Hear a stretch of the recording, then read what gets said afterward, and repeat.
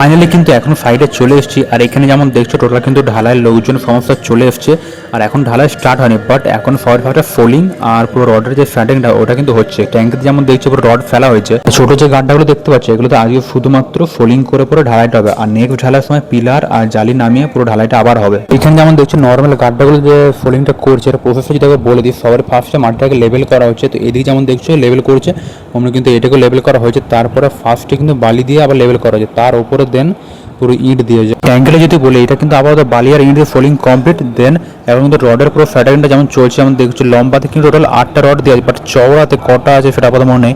তো এখন কিন্তু জুম করে দেখায় দেখছো পুরো তার দিয়ে কিন্তু এখন বাঁধা হচ্ছে। তো গাইস ফাইনালি যেমন দেখছো অবশ্যই কিন্তু ঢালাই স্টার্ট হয়ে গেছে, অলমোস্ট যে চেম্বারটা ছিল এটা কিন্তু অলমোস্ট ঢালাই শেষ হতে চললো। এটা কিন্তু আরসিসি মানে আরসিসি ঢালাই যেমন হয় অমনি, মানে রডের সাথে তারপরে ঢালাইটা করা হচ্ছে।